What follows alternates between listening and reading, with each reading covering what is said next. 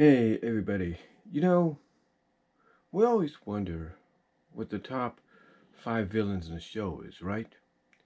Well, I decided that since a lot of people have been kind of doing some top five, top 10 countdowns when it comes to MLP FIM, I decided why not kind of take a chance, take a stab at it, and give my own opinion on who I think are the top five villains in the history of Friendship is Magic. Now, I know you're thinking that's going to be hard to do since we had a plethora of villains slash antagonists. But I think when you get down to it, the list I give, you may or may not agree with. And it's going to be kind of ranked basically on potential, if you will, like basically leading up to who is the more diabolical or who was the most diabolical, who was the closest, I should say, in achieving the goal against Twilight and her friends. So, without further ado, let's list the top five villains. Now, yes, it will include some redemptions that have occurred in the show. Those characters will be included, but you'll just have to wait and see, like, of who or which characters those are. So again, without further ado, uncut and unscripted, let's take a look at the top five, in my opinion, villains of MLP FIM.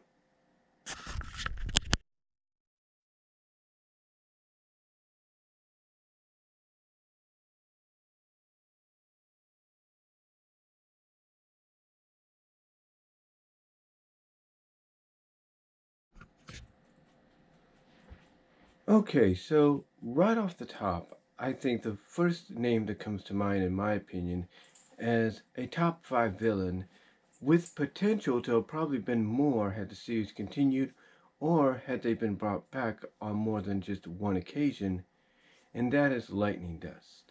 Lightning Dust um, is basically looked at as being the Eddie Brock to Rainbow Dash's Peter Parker, the Venom to Spider Man. Why? Because even though, like Rainbow, she is kind of, egotistic in her own ways, she's a lot more reckless. Even to the point that in her debut episode, Wonderbolts Academy, I think that was the one, maybe I'm wrong, she was kicked out of the Wonderbolts for being a reckless endangerment to all the other cadets there, as well as the Wonderbolts themselves. So, everybody was always wondering what her status was in the show. Were we ever going to see her again after that? And eventually we did back in season 8.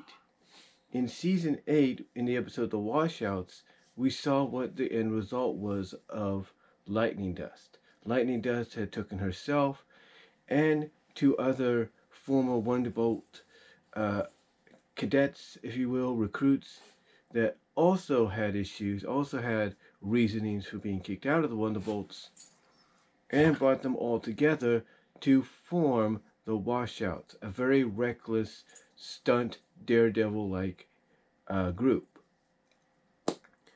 And it seemed, basically, when you saw this episode, that Lightning Dust was willing to kind of move on. Like, she was glad Rainbow Dash had gotten her kicked out of the Wonderbolt because now she could be as free as a bird along with those that shared her vision. But there was still that bit of tension or that bit of animosity because the one character that looked up to Rainbow Dash was now starting to look up to these washouts and to Lightning Dust, not realizing what she was getting herself into, and that was Scootaloo.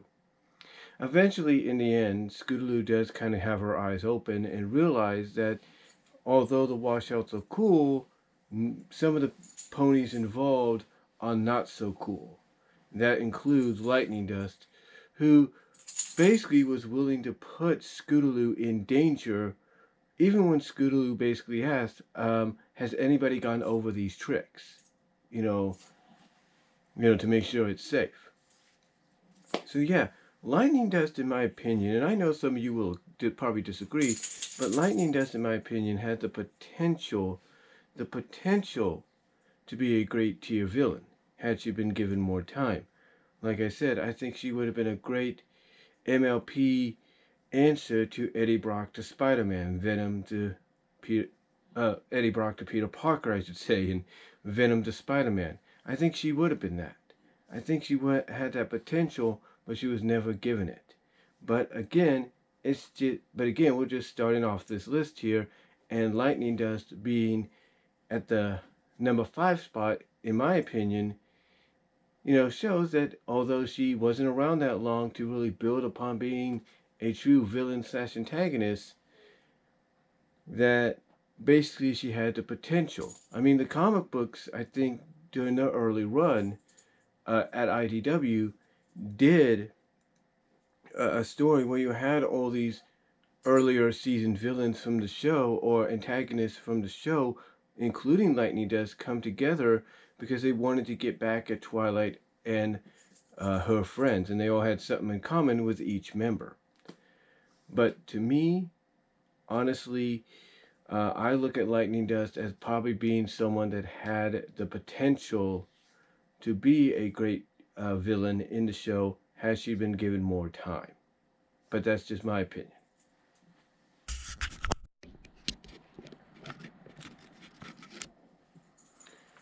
Okay, so number 4, this is one of the redemption characters that we have. And that is, of course, someone that's very controversial in the eyes of a lot of fans when it comes to her being redeemed and basically going over a 360 180 character overhaul. And that is Starlight Glimmer. Now, when I say that she's a very controversial character when it comes to her redemption, it is due to the fact of what she had done as a villain.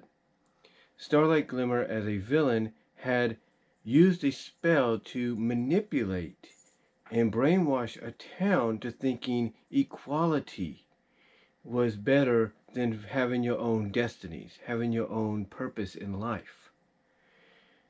And her plan of deception was foiled by Twilight and her friends coming to town and seeing through that masquerade.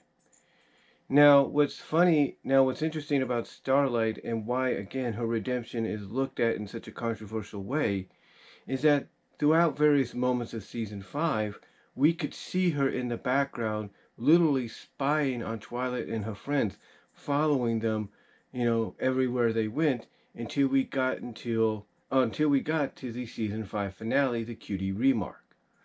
Basically, in the Cutie Remark, Starlight, by following Twilight and her friends throughout the season, was basically gathering information and getting a better idea of how to execute her goal.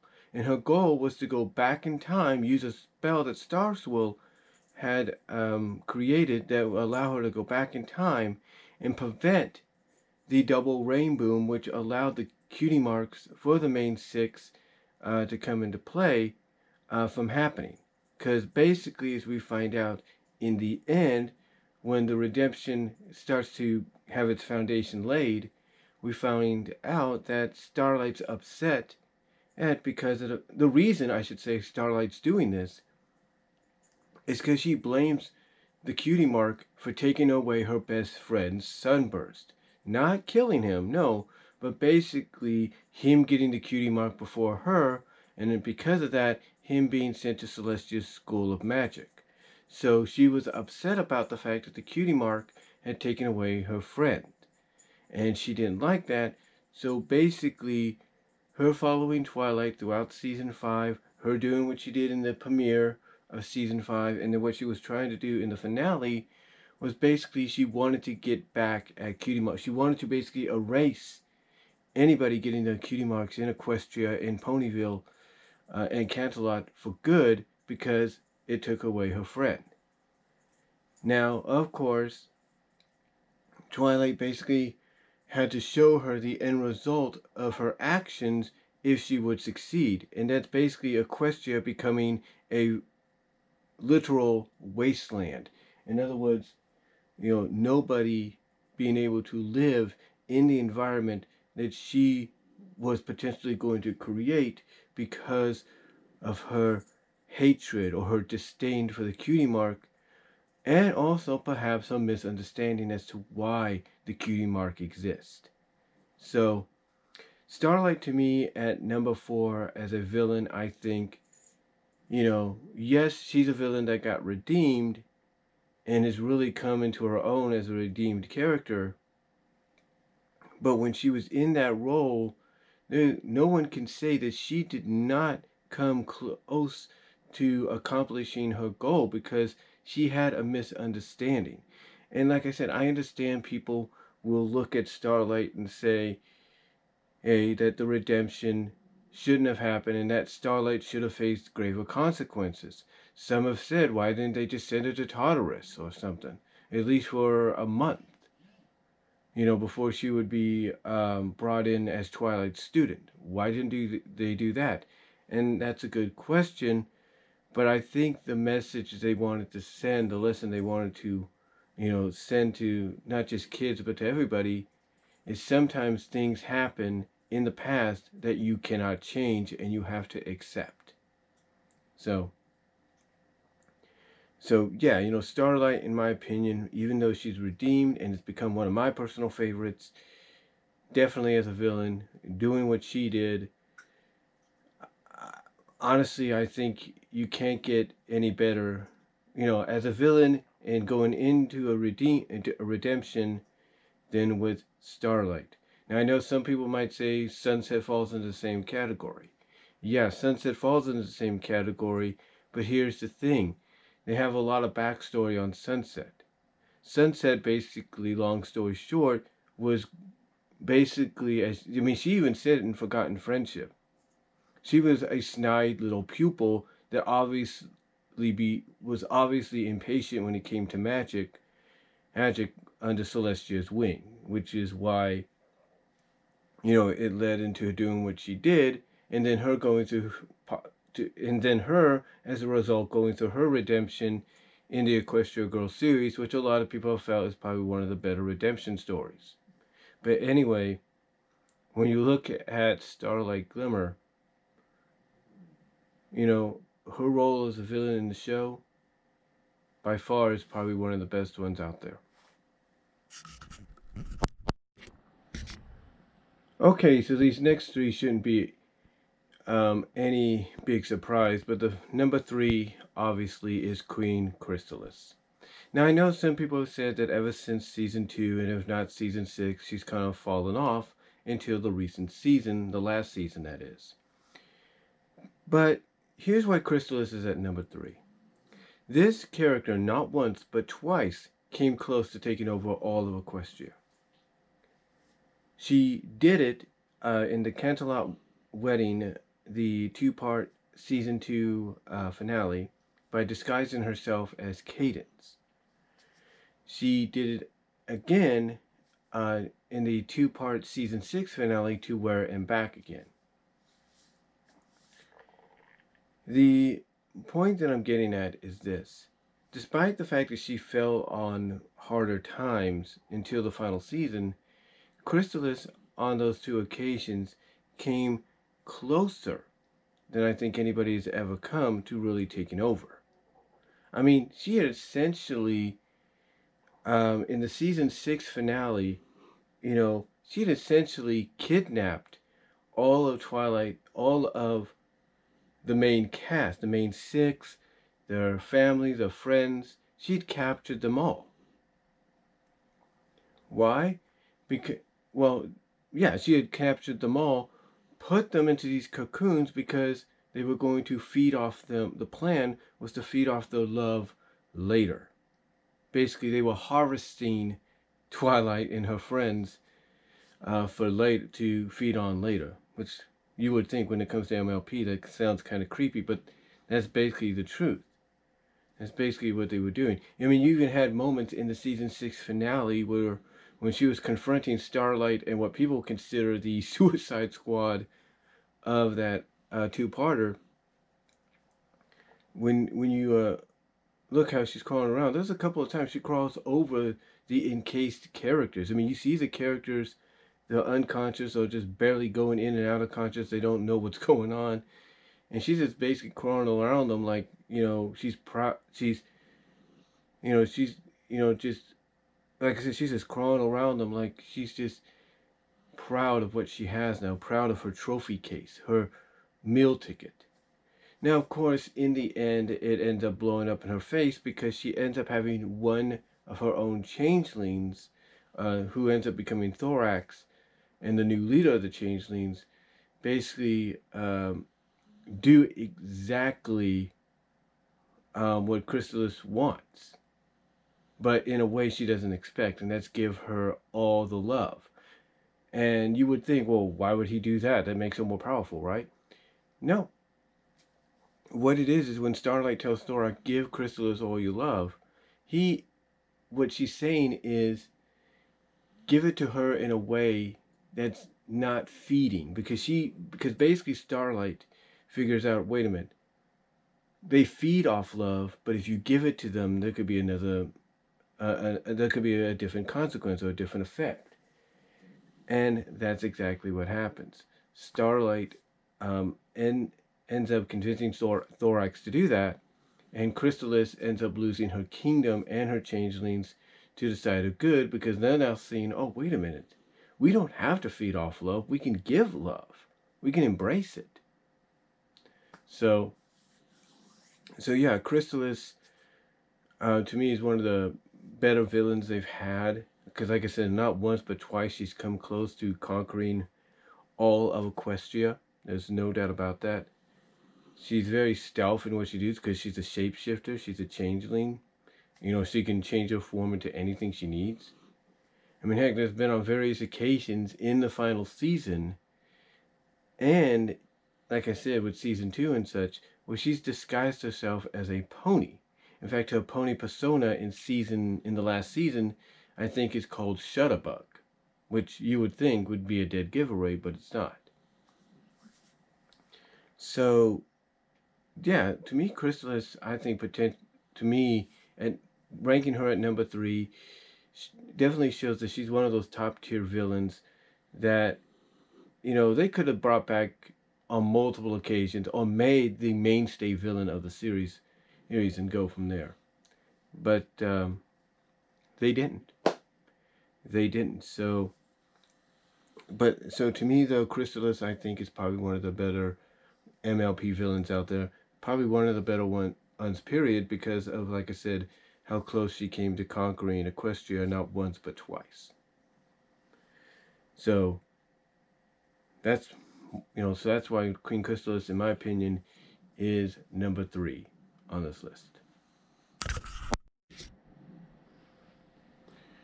Okay, guys, so at number 2 is Tirek. Now, just like Chrysalis, you would think maybe the number roles should be reversed, right? Maybe, but I think Tirek ranks up here because he actually, for a temporary time, conquered Equestria. Well, at least Canterlot, for that matter. He actually did that. And the fact that he's also someone that, as a villain, has a lot of history behind him. He knows a lot about things that could be, vital information to other villains if he teams up with them, as we saw like in the last season. But the other thing about him too is he's a very conniving, slithering, just demonic, he is a demonic creature, but the thing is, he's just a conniving, slithering, manipulative character, to the point that he convinces, or he works with another villain, and that villain we'll talk about a little bit, and you know who that is and why they're going to rank up what they're going to be. But he goes as far as to work with someone on the outside while he's in Tartarus to try to get revenge on Twilight and her friends. I mean, he even tells Twilight and her friends, when they're in Tartarus and they end up trapped there temporarily, that it's sweet revenge for him. Because he wants to get back at Twilight and her friends for stopping him of this stopping him of this. Basically, what I'm trying to get at. Hold on for a sec. But basically, he wants to get back at Twilight and her friends for stopping him in destroying Equestria. That's what I was trying to get at. But yeah, he like I said, he goes as far as to, work with somebody on the outside to get revenge on them. The other thing that makes him a great villain is the fact that he's very manipulative, and he's able to manipulate other villains, or villains that are trying to be redeemed but fall backwards, like Discord. We all know that in season 4, Discord was manipulated to going back to the side of evil, only to be betrayed, and he ended up being the final key that the main 6 needed to defeat Tirek.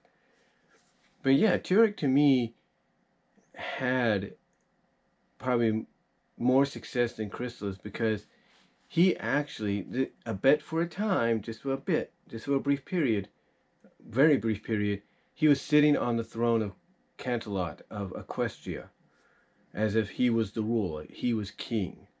So yeah, he's a very intimidating villain. I mean, like I said, he has history on his side, and I don't think you can say any more than that. Like I said, he has history on his side. He understands the significance of certain situations. So yeah, I definitely would rank Tirek up here at number 2. There is no doubt about it, for all those various reasons, if not more.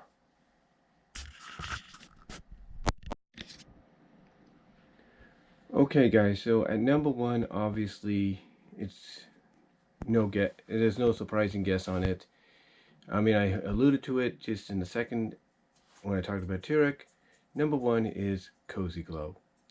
And I know you guys are thinking, well, Cozy was only like the main villain for the series, or at least the main antagonist for the series towards the end of season 8.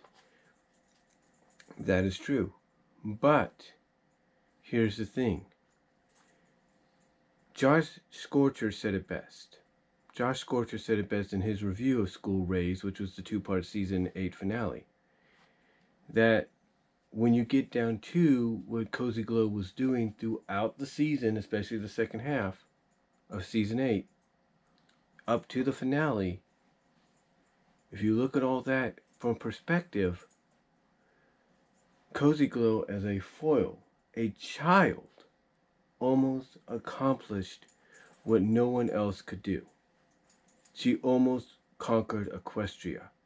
Yes, she had help from the inside of Tartarus thanks to Tirek, keeping in contact with him. But she came this close, closer than anybody would have thought, to conquering all of Equestria. And basically she did it by using her words and her mind. I mean, a lot of people during the Bronies React video, especially the bonus portion of it for season 8, even said it best, that she was able to adapt on the fly. And that was the one thing I pointed out about her too. She was able to adapt on the fly to the whole to whatever situation she was given. Like when she thought Starlight was going to go with Twilight and the rest of the main 7 on their trip to Tartarus to question Tirek on what was going on, she had to adapt. She had to adapt to that situation when she found out Starlight was going to stay behind. When Naysay tried to take over the school and put it under the EDA guidebook or whatever it is, make it basically what it should be, a ponies only school, Cozy Glow, knowing that she had to get around him now, took his words, adapted the situation, and was able to convince the student body to go against Naysay. Heck, when the student 6, young 6 if you will, were on the verge of saving the school, or at least, they were on the verge of trying to save the school, Cozy Glow shows up with the student body.